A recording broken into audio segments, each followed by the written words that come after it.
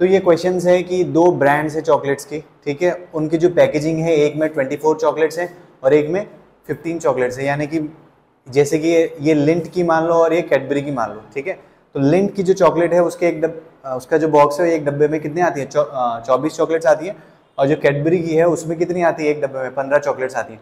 तो अगर मुझे दोनों ब्रांड्स की यानी कि लिंट और कैडबरी की दोनों की सेम नंबर ऑफ चॉकलेट्स चाहिए, सेम नंबर ऑफ चॉकलेट्स चाहिए, तो मुझे दोनों के कितने बॉक्स खरीदने पड़ेंगे, ताकि जितनी चॉकलेट्स मेरे पास लिंट की है, चॉकलेट्स की बात कर रहा हूँ, चॉकलेट के डब्बों की बात नहीं कर रहे, ठीक है। तो जितनी चॉकलेट्स मेरे पास लिंट की हैं उतनी ही चॉकलेट्स मेरे पास किसकी हो, कैडबरी की हो, ठीक है। अभी यहाँ पे जो सिचुएशन है वो आपको कैसे विजुअलाइज करनी है, देखो इसका हम सॉल्यूशन करेंगे। तो ऐसे क्वेश्चंस में हमेशा सिचुएशन को विजुअलाइज कर लेना आसान रहता है, हालांकि इसकी एक शॉर्ट ट्रिक भी है, वो मैं बताऊंगा आपको, बट फिर भी हम यहाँ पे सिचुएशन को विजुअलाइज कर लेते हैं, ठीक है। तो ये जो है ये किसका बॉक्स है बताइए, ये लिंट का है, ठीक है। स्पेलिंग सही है कि नहीं पता नहीं, ये लिंट का बॉक्स है और ये किसका बॉक्स है, कैडबरी का। इसमें एक बॉक्स में कितनी चॉकलेट्स आती हैं, 24 चॉकलेट्स आती हैं। इसके एक बॉक्स में कितनी आती है, 15 चॉकलेट्स आती हैं। तो मुझे कितने बॉक्स खरीदने पड़ेंगे, अभी देखो यहाँ पे 24 चॉकलेट्स लिंट की हैं और 15 चॉकलेट्स किसकी हैं, कैडबरी की, तो अभी तो दोनों बराबर नहीं है। तो मुझे कितने डब्बे खरीदने चाहिए इसके उसके दोनों, कि मेरे पास डब्बे खोलने के बाद जितनी चॉकलेट्स लिंट की आए उतनी ही चॉकलेट्स किसकी आए, कैडबरी की आए। अभी एक ध्यान में आप ये बात रखो कि देखो अभी इसके 24 और इसके 15, तो ये बात तो समझ में आ रहा है कि चॉकलेट्स जो रहेंगी टोटल हमारे पास, जो चॉकलेट्स टोटल रहेंगी जो लिंट की होगी वो 24 से ज्यादा रहने वाली है डब्बे सारे खोलने के बाद, क्योंकि अभी तो ये बराबर हो ही नहीं रहे ना, तो इनको बराबर करने के लिए हमें डब्बे कम ज्यादा तो करने पड़ेंगे, बढ़ाने पड़ेंगे। तो ये बात तो हम समझ रहे हैं कि जो लिंट की चॉकलेट्स हैं वो 24 से ज्यादा रहेंगे और जो कैडबरी की चॉकलेट्स है वो भी 15 से ज्यादा रहेंगी, ठीक है। तो यहाँ पे कॉन्सेप्ट देखो कि जो आंसर आने वाला है ना, जो आंसर आने वाला है वो उसमें जो क्वेश्चन की जो वैल्यूज दी हैं उससे बड़ा आंसर आएगा, क्वेश्चन में जो वैल्यूज दी हैं उससे बड़ी वैल्यू का आंसर आएगा। एक बात तो ये ध्यान में रखना, ये शॉर्ट ट्रिक में बहुत काम आएगा। अभी हम कंसेप्चुअली इसको जाके देखेंगे, ठीक है।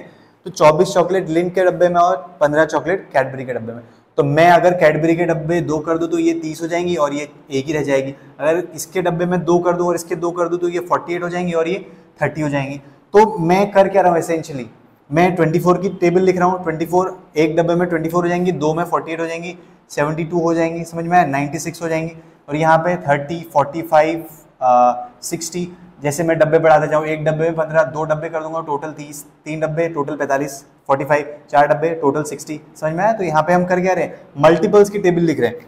तो जब मैंने एलसीएम वाला जो वीडियो है आपको कैसे बताया था, एलसीएम क्या होता है, कुछ नहीं होता है, जो 2 नंबर्स दिए हैं, 3 नंबर्स दिए हैं, उनके हम मल्टीपल्स की टेबल लिखते हैं और सबसे पहला जो कॉमन मल्टीपल है उसको उठाते हैं, ठीक है।